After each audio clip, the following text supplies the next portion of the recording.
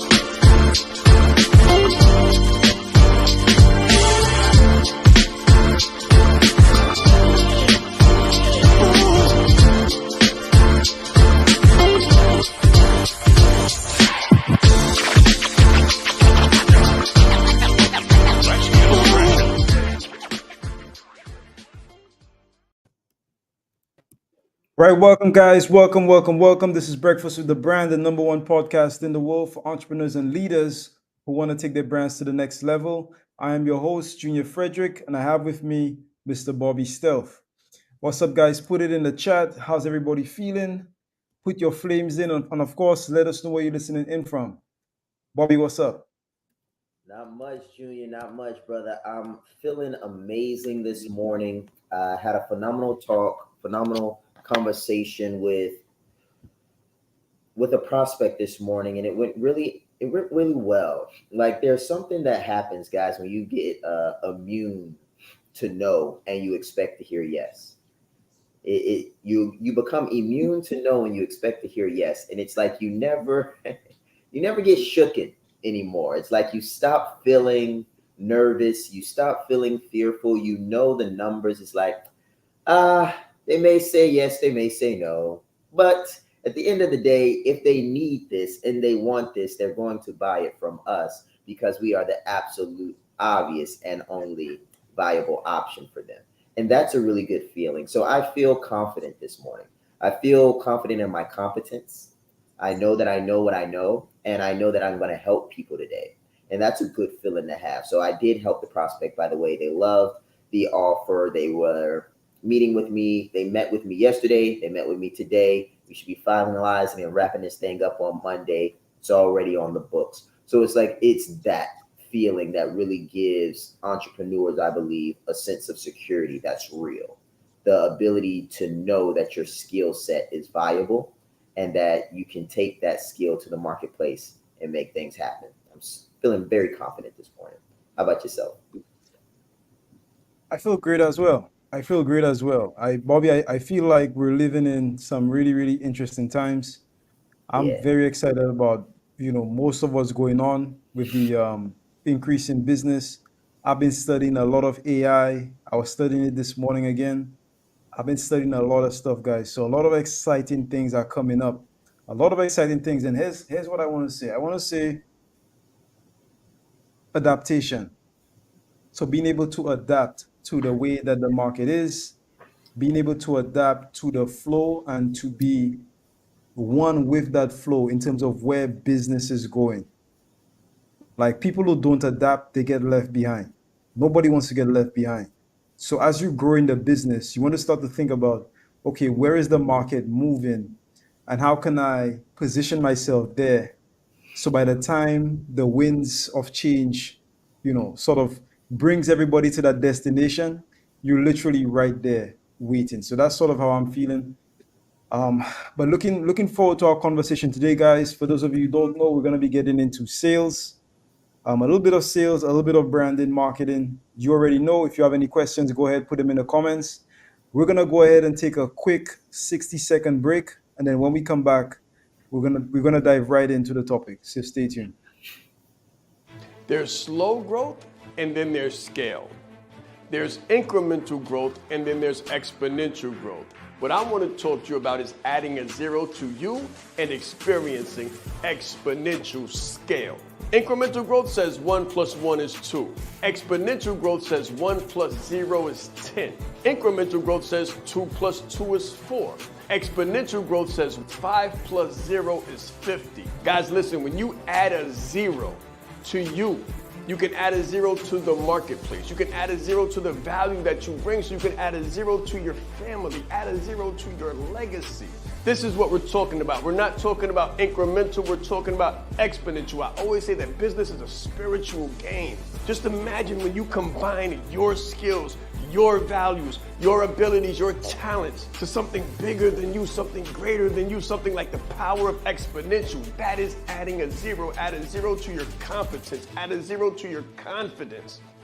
This is about adding a 0 in your life, your value, your industry, and your mission. Let's grow.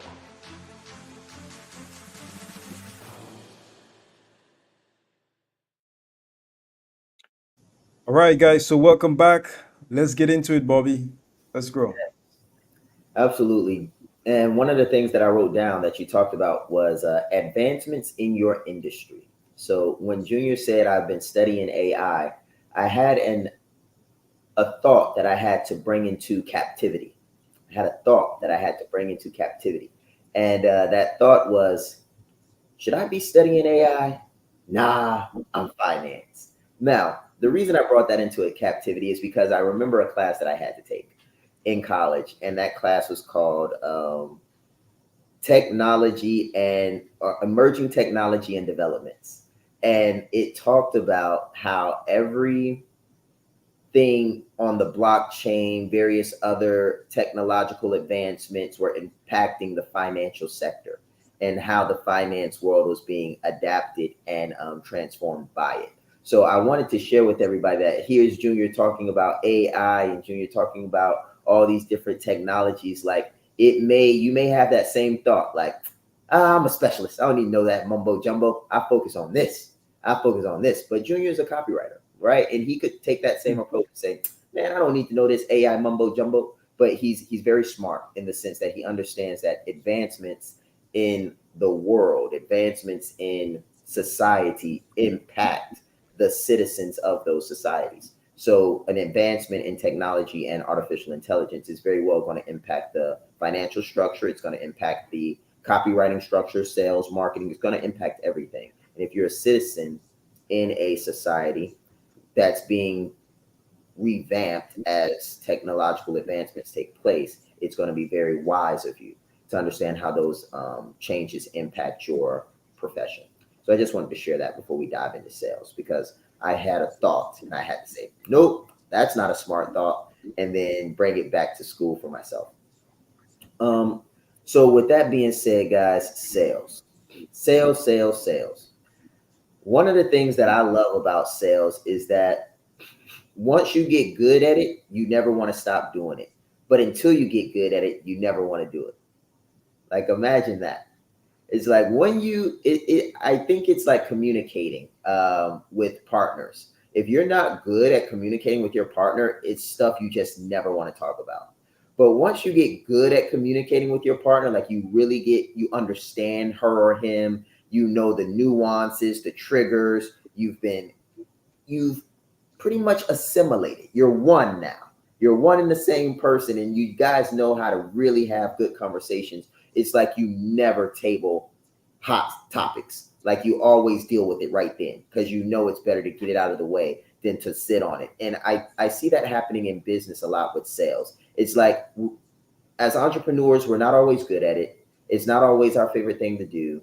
And we don't always understand the prospect or what it is that we're trying to achieve. So we shy away from the activity. And when we shy away from the activity, we never get any better at it. And then we go on, just not making sales. So as we dive into sales technique and how sales techniques can improve your closing rate, Junior, is there ever been a time where you found yourself just shying away from the sales activity? Like there's things that you could be doing to close deals, but for whatever reason you weren't doing them. You were finding other things to do, like we call it busy work, all the things but selling. Like, have you ever found yourself working on your product, trying to get that as good as it can be, working on like all kinds of funnels instead of selling? Yeah, absolutely, absolutely. But before I give my answer, guys, let's do a quick tech check. So, guys, on my end, some stuff is freezing up a little bit. If you can like see us and hear us clearly, just put a number one. Like somebody put a number one in the chat if we're coming across, excuse me, like very clearly, and if you could hear us fine. I don't know if it's just me, but sometimes it's freezing up on my end a little bit. I want to make sure that the audience can see us and hear us correctly. Okay. All right. I see a number one. I see one's coming. Okay. So yeah, to answer your question, absolutely, man, absolutely. I mean, when I just started, I could remember, and here's the thing. So write this down. When you're not good at something, you don't want to do it. Okay. When you get good at something, you end up loving doing it. You end up loving it. So when I just started, obviously, I wasn't like the best at sales when I just got started. I'm just like everybody else. I had to learn from scratch like everybody else. I took courses, I read books. I still have some of these books right behind me here. I read books, I learned from mentors, I reviewed some of Sean's sales calls.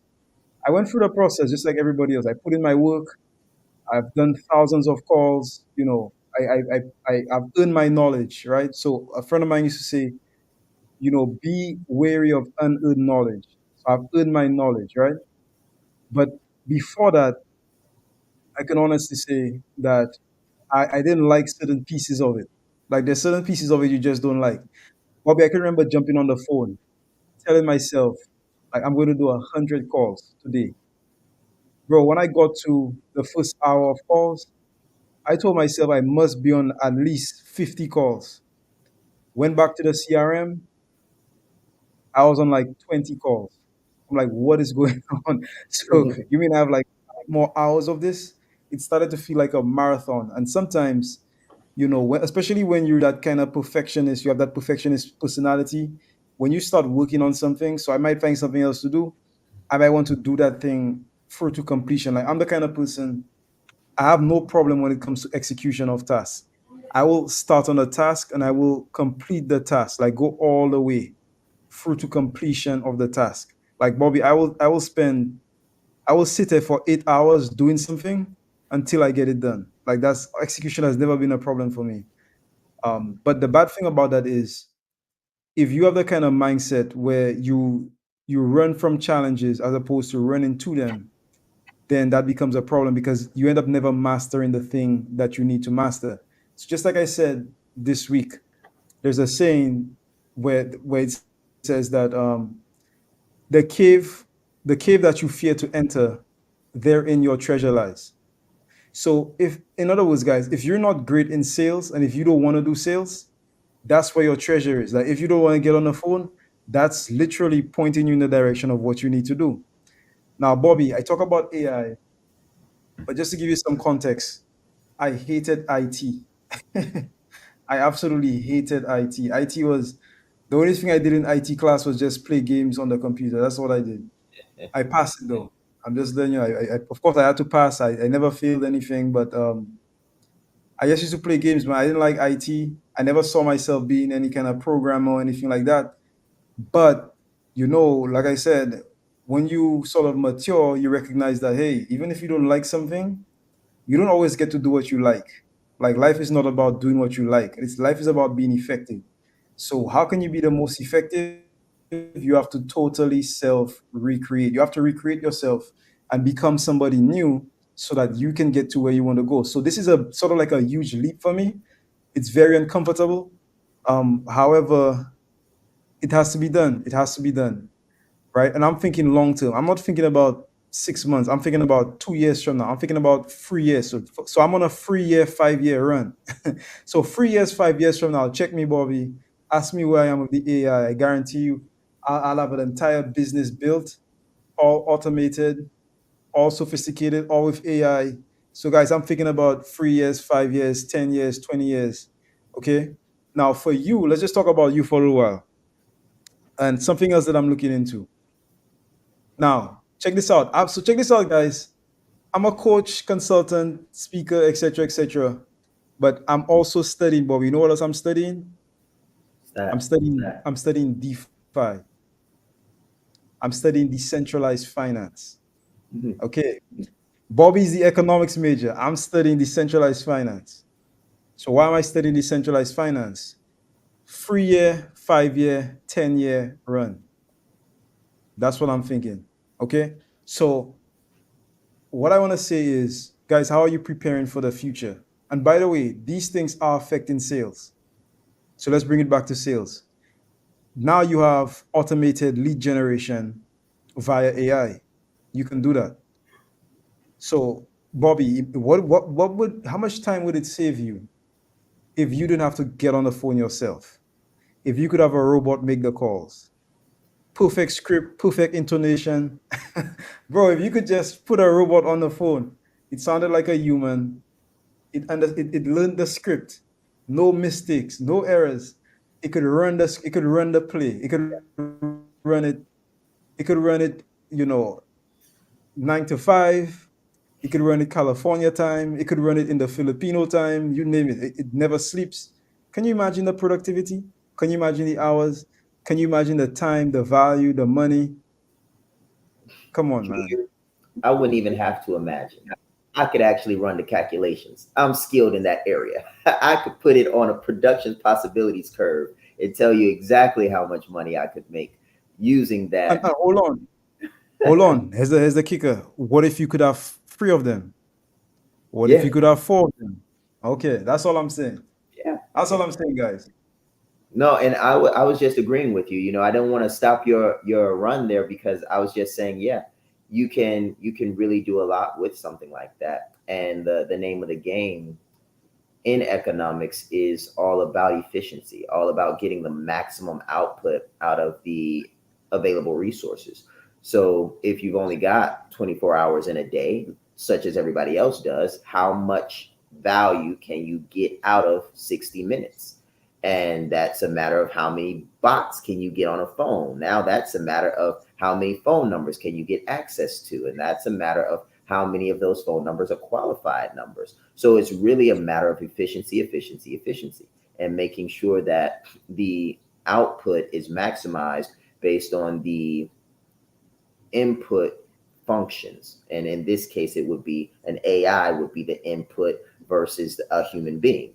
And the output would be far more calls in several different time zones that doesn't sleep. Like that be the output versus the output of a human.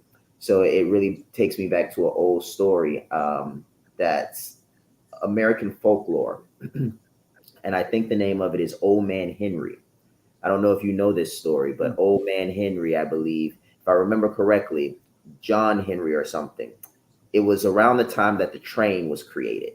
And the train was, they were building tracks, and they were building tracks with a machine. And then they were building tracks with the man. And the man, if I remember correctly, his name was John Henry. And John Henry had this hammer, and he was supposed to be building the tracks as fast as he could. And then the machine was supposed to build the tracks as fast as they could. And the story goes that Old Man Henry beats the machine, but his heart pops. Like he doesn't, he dies. All right. Don't know if there's kids watching today, but Old Man Henry doesn't make it. And the machine comes in second, but the machine goes the next day and the next day and the next day. So it wasn't a matter of being first in this instance. It was a matter of being last. And the machine was last because the machine didn't stop. It didn't quit. It didn't break. It might have not been first the first day, but Old Man Henry was done forever. And the machine just kept on chucking, kept on chucking. So I think that's a really good American folk story about how you can adapt. But if we get back to sales and we kind of move into the branding and marketing side of sales, one of the things that I want you guys to think about is, why should people buy from you? That's a question that I've been asking myself. And it's a question of certainty.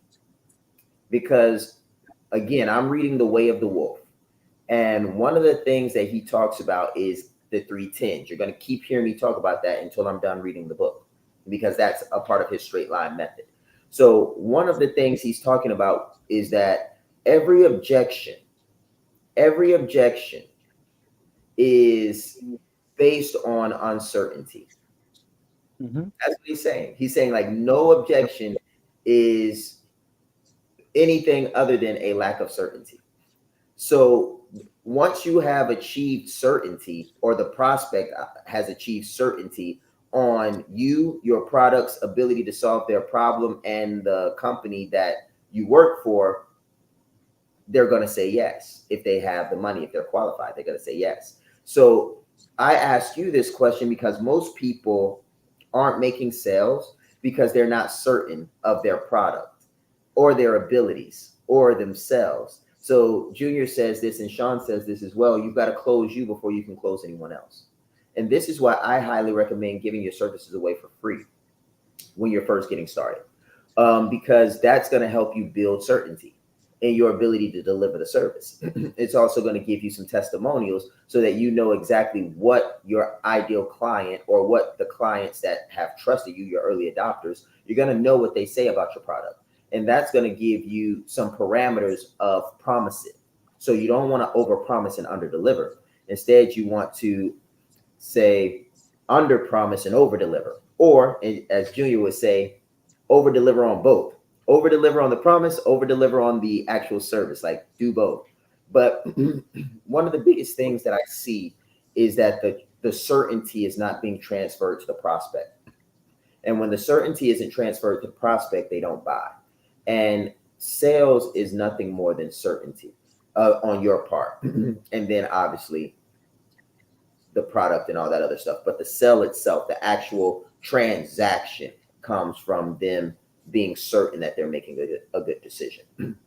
So one of the things about your brand, Junior, a question that I have for you is, do you feel like the brand's positioning and the luxuriousness of the brand helps customers achieve certainty? Like, how does that trust factor really work in your experience? Because I believe that the brand is really designed to scale trust. It's like the thing that people can engage with that gives random bystanders a reason to believe. And then if you can show how that program or product is exceptionally good and solves the problem, that it just really is a go-to item or asset to have in a business. So what are your thoughts on that? Yeah, I mean, if you think about brand, I mean, that's the whole point. That's the whole point of a. So, what is really a brand? What is really a brand? A brand is, if you have to like look at the nuts and bolts of it, it's realistically just an interface with the public. That's it. That's literally what it is. So, why do you have a logo? The logo is not for you to watch. The logo is not for you to see, Bob. It's not for the business owner. The logo is for the audience. What does a logo do? A logo creates association. A logo creates association with values. I was doing a little bit of studying the other day, and I'm studying Quaker Oats, right? Everybody knows Quaker Oats. Almost everybody, if not in America, and a lot of people around the world, they eat Quaker Oats. If you eat oats for breakfast, right? So I was looking at Quaker Oats, studying the origin, etc., looking at their logo. If you go to the Quaker Oats website, one of the first things you see is they put like the time that they were established. So they were established in like 18 something, some crazy number, like over 100 years, some crazy number like that. But why do that? Like, what's the point? The point is, when people see that little Quaker oat symbol on anything, and the guys put this in the chat if this is true. It could be like a little breakfast cereal. It could be like some of them come with like the bars, like the Nature Valley style thing. Then you have some yogurts, or there's various different things. When you see the little Quaker oat symbol on it, you feel just a little bit safer taking it, right? There's a little bit of trust. Like, Bobby, when you think of it, like, think about a consumer. Consumers don't want to think. If you're going for a grocery store and you're trying to select items to buy, you're just gonna select, right, the one, because you don't know what's in the packet. You're gonna look at the packet. You're gonna select what most feels comfortable or trustworthy to you. So when you see the little logo, if it's on something new, maybe it's the little it's the oats where they have it in the cylindrical thing. Maybe it's the one in the packet. There's different, maybe it's like a little yogurt. You don't know. But when you see it, you feel comfortable grabbing it. So why am I telling this story? The reason I'm telling this story is because, that's what it's about. It's all about trust. So I don't know what's on the inside of the wrapper, but from what I see on the outside, it looks like a brand that I can trust. So how many of you know brands that you can trust to do what they say they're going to do? And if you come across that brand on something else, then you are more likely to take that brand. So brand, okay, we're talking about logo specifically right now. It takes on the characteristics, it embodies, it compresses information. It compresses information that is transferable across different things. So if I have let's just say I have this cup. So if I had a brand on this cup, okay, and the brand meant something to somebody, I can take the same logo, I can put it on something like this. If the logo on this is the same as the logo on this, if I know what this is and I don't know what this is, then I can trust taking this, because the logo transfers the values and it transfers the trust. Now, in sales, the brand is all about trust. So when a consumer comes to a sales call and it's your logo or it's your brand, based on the association that they have with that brand, that will determine the level of trust that they have for the salesperson, as well as the ease of the sale. High trust, easy sale. Low trust, difficult sale. So hopefully that answers your question, Bobby. It does, and it was for the audience. You answered it in a great way, like super comprehensive in the sense of what is the role of the logo. So when we come back, we can shift gears towards freedom from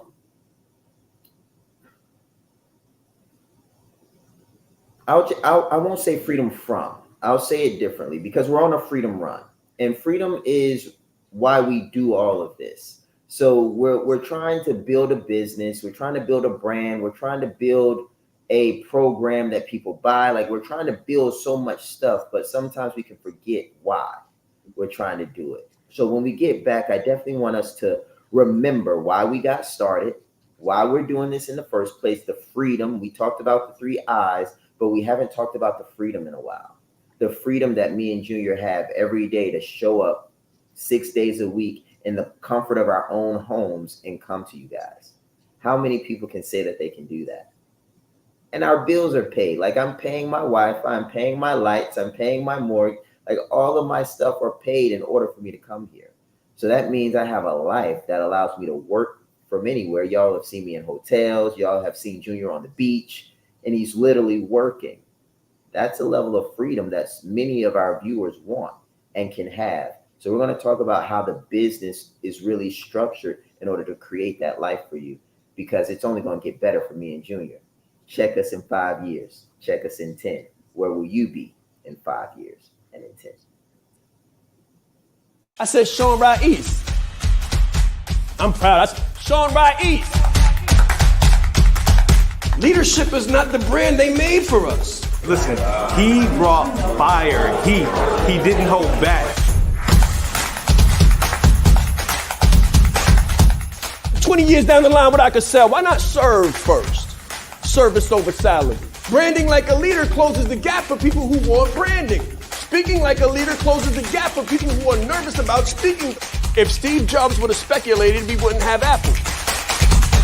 He changed lives. He helped people open up their business and start their business. We are the brand. Some people say, Shaan, should I quit my job? Mentally, yes. As a speaker too, to be able to learn from him and watch him and you know, game respects game. And I want to have that much game someday. The right client, pay $500,000 for what you do. You have to be bold in your beliefs. He has been an amazing asset to this event and a pleasure to work with. Very captivating, collaborative, worked very well with the audience. I want to help you. Put a 0 behind your number, right? The session was great. How he is online, virtually, he is even more phenomenal in person. Be the face of change that you want to see.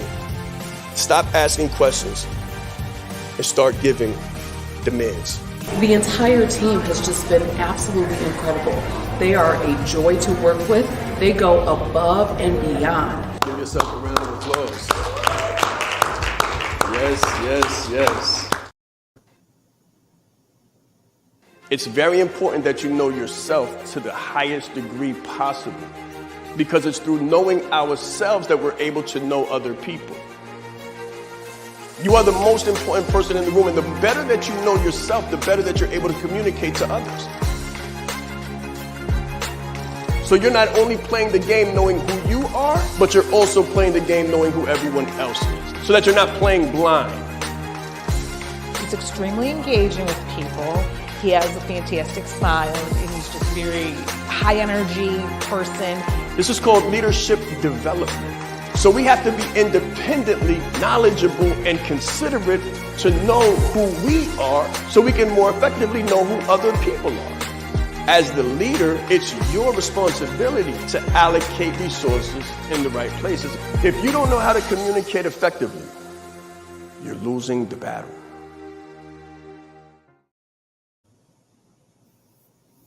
All right, guys, welcome back, welcome back, welcome back. All right, Bobby. So I believe we've gone around, sort of like gone around the globe with a lot of different stuff: AI, sales, branding, logos, etc., etc. Now I think we're gonna transition into something else. So I'll let you take the lead on that, guys. Of course, if you have any questions, go ahead, put them in the comments. We are taking live questions. So let's go. That's right. That's right. So as we transition, it's time to talk about freedom. Freedom.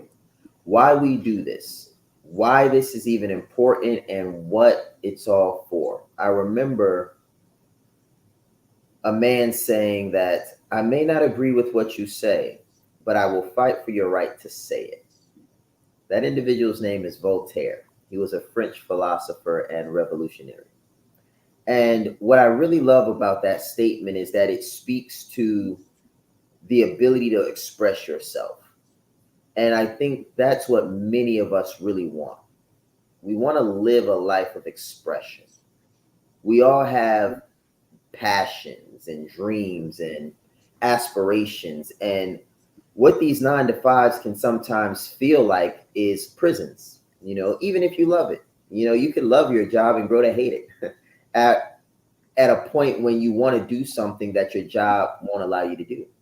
For example, let's say there's a mission that you want to go on. It's a humanitarian mission and it's 30 days long and it's in a country that you sympathize with, but you're working that week, or you don't have enough leave time, or you don't have enough money to get out there and come back. It's like you have a desire to express a sympathy, and that desire is stifled by a lack of means, a lack of time, or a lack of freedom, like autonomy. And those are the things that most people really build businesses around. They tell us all the time, like, the business, I'm not in this thing for the money. Like, I want to make money. I know I need to make money, but they tell us I'm here for generational wealth and legacy. That's what we hear 9 times out of 10. We hear impact, influence, and independence. That's what we hear. Like, we're hearing income less and less. Like, we hear income so little now that we hear them talking about influence more, because they've gotten to a point in their lives where the money's going to come. You're not worried about making money. You've been making money your whole life.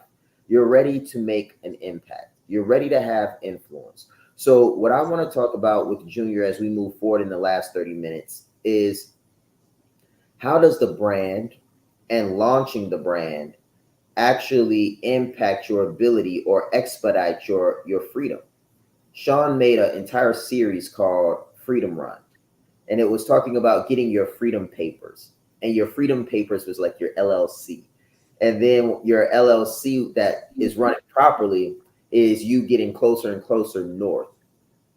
So Junior, can you share with us the first time that you took an unexpected day off and nothing happened?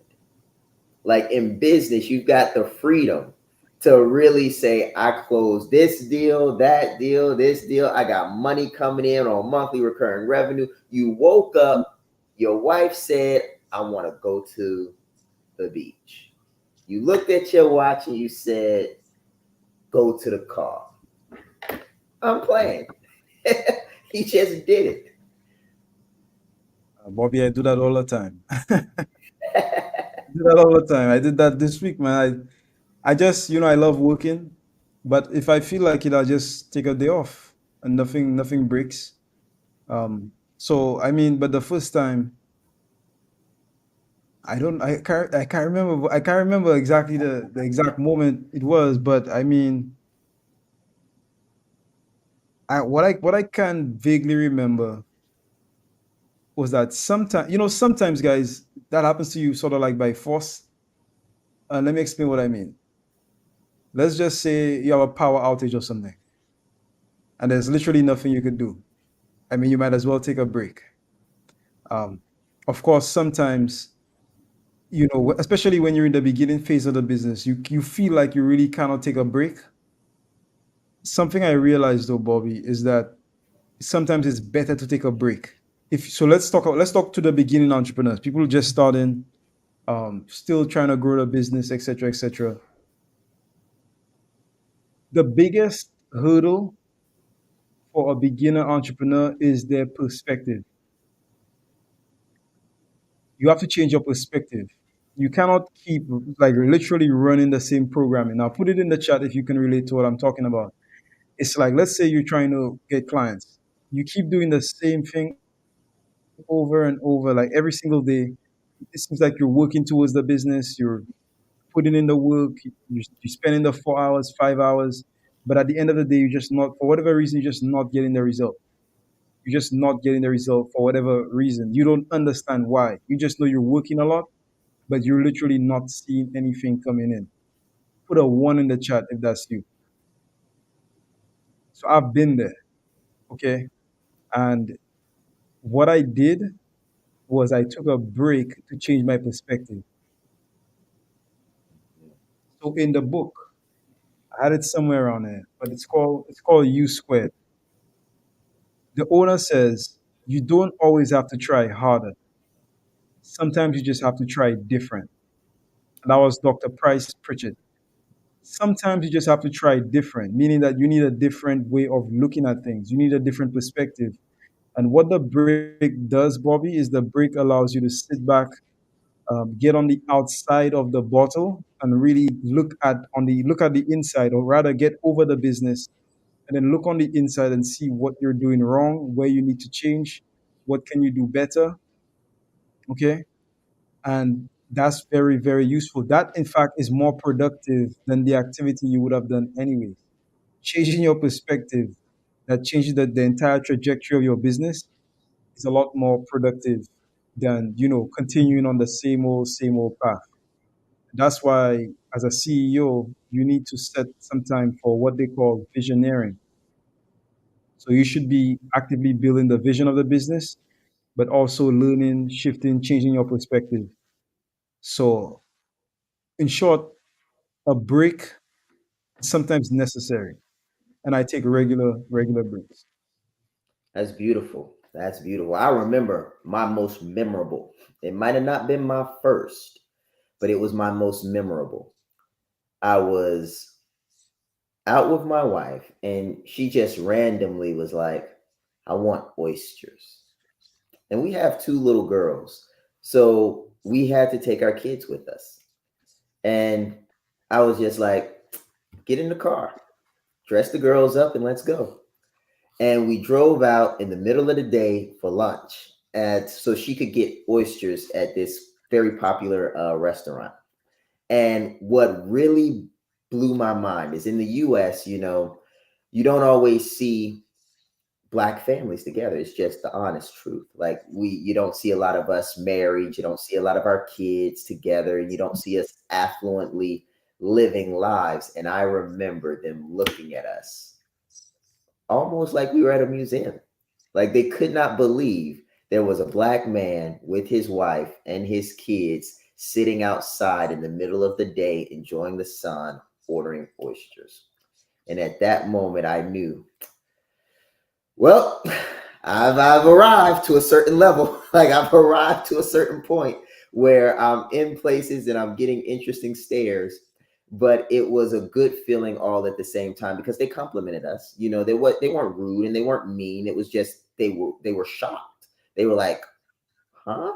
As they couldn't, wrap their head around it. And at that moment, I knew that even though there's times that you'll be stressed out, your family won't understand, your kids will want more time than you can give them. It's moments like those that kind of make it worth it because you know that those moments are only going to get better. And the work that you have to do to produce those moments are only going to become less because you're going to get better and then you're going to make more money and then you're going to hire people to do more of the work that takes you away from your family. But the asset that you've been building becomes more and more valuable. So it's like it goes in reverse. You get more time, the asset becomes more valuable, and you spend more time with your family. And it's when you get that glimmer every now and then of what your life is going to be like more and more. Like I was able to do that, say once every month or once a quarter, like really just drop it all, go and do something. But to be able to know that there will be a time where I can do that for 30 days and nothing will happen.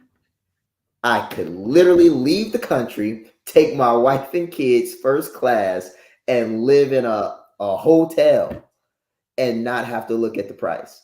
Not wonder what's going on in the economy. I won't have a care in the world. And I'll be there for 30 days and then I'll come back and say, brief me. Brief me. And then I'll get back to work. Like, guys, that's why we do this. So I really want y'all to understand why we are harping, jumping and beating on sales, because this is where it starts. Like you can't have those moments where you just take your wife out, take your husband out, take your kids out and kick your feet up if you're not making sales. Like if I made a sale recently that was a high ticket sale. And when I sell high ticket, like when I do a 6-figure sale for my business, I'm normally getting paid quarterly. Imagine that, guys. Like don't pay me month to month. Like if you can spend 6 figures, if you can sign a contract for 6 figures, you should be able to cover 90 days worth of labor. And normally they can. And that's how they pay me. So I share that with you guys because if you learn closing and you get good at high ticket sales, you can close in 1 hour, 90 days worth of income. In an hour. I've done it. And when you cover 90 days of income in an hour, what you can do, and I have a staff, like I have an accounting firm, so I have tax professionals and I have accountants and I have executive assistants that handle my clients' stuff while I'm here, while I'm in other businesses making sales. They're actually crunching tax accounts. They're crunching accounting figures. They're building out forecasts. They're doing all of that stuff. And the reality is this. When you can sell, you can pretty much pull the future into the present. Literally, you can pull future cash into the present and use it today. So that's why sales is so important, because it's really the first step to freedom. It's the first step to buying time. But as we transition more on freedom, but I put the ball back in Junior's court here. What is the thing that you appreciate most about being able to work from anywhere? I think that the thing that I appreciate most about being able to work from anywhere is being able to give my family, being able to be there with my family when I want. I think that's it. That's it for me. It's like literally. Sometimes I'll have my son right here, or if we by the beach, he's there, So things like that. I think that for me is the part that I like the most. Man, and I would agree. I think the part for me that I love the most about working from anywhere is that you can. I laugh because it's family, but it's not family. It's the fact that I can always close a deal. I can always close a deal. And the reason I think of it that way is because my family always needs something. And I like the fact that no matter when they need it and where I am, I can literally always close a deal. And that's what I appreciate the most. Like I could be in Walmart. Like imagine this. Like imagine being in a superstore and you left your card like at home or something like that, or your card got frozen, like something happened and you don't have cash or you don't have access to money, but you have a skill set and your skill set is bona fide and you're not afraid to talk to people. And your wife says, honey, the card is not working and we need $50. I can work from anywhere. I can say unashamed, like if I really needed to, I could sit on the side and say to someone, hey, my name is Bobby Jackson. It looks like you're a professional. Do you by chance own a business or are you someone that's looking to make the most out of your life? And because I'm a closer, I know how to ask the right question to get the right answer or to get the answer that I'm looking for. Someone will say, well, yes, I am. And I will say, well, I'm actually in an interesting position right now where I'm providing my services at a rate that is out of this world because my wife and I are looking to do something right now. And I want to make you an offer right now that you can't resist. Is it okay if I make you an offer? They say, well, it depends on what the offer is. Or I say, okay, well, let me ask you a question. What is you dealing with right now? And if it has anything to do with money and you making more of it, and I could show you how to do it, would you be interested? They might say something like, yes. Well, I say, well, this is a cash offer only. If you are willing to part with $50 cash right now, I will give you an hour of my time tomorrow, and I will show you how to build XYZ. Here's my website. Put it in on your email or on your phone right now. They'll pull it up. That's me. Google me. That's me. Do we have a deal? Yes, we do. And they'll give me $50 cash in a Walmart. And I'll take it to my wife. And I'll say, buy it. Like, that's the power of being a close. Like, I can work from absolutely anywhere. I could close a deal in a Walmart.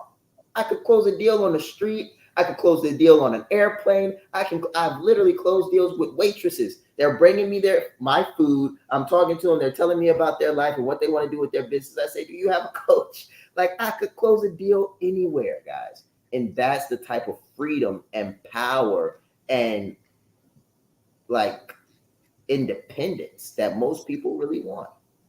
And you can only get that by acquiring this brand assets that give you that type of freedom. Because if they don't trust me, like that guy's not giving me that $50 if I can't tell him to Google me.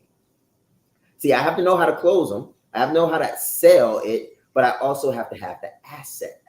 And the fact that I can say, you don't know me from Tom, but you Google everything else that you buy.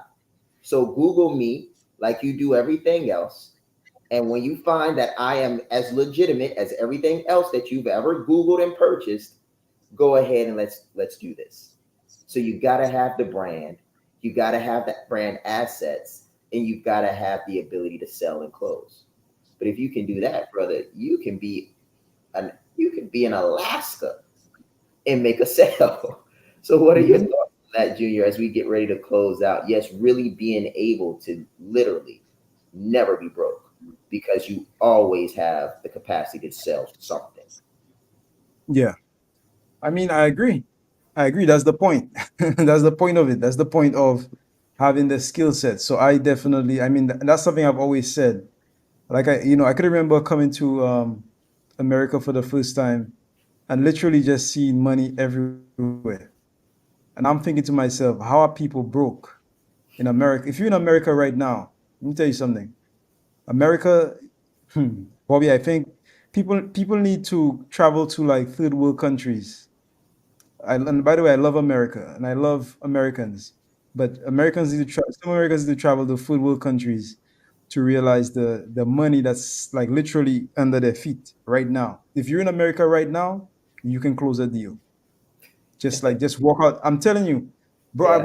My mind was blown. I was like, what, bro? I could put a man. Let me tell you, I could sell hot dogs. If you put a hot dog stand in Manhattan, like just anywhere in New York, if you're in New York, bro, you'll be a millionaire in 1 year.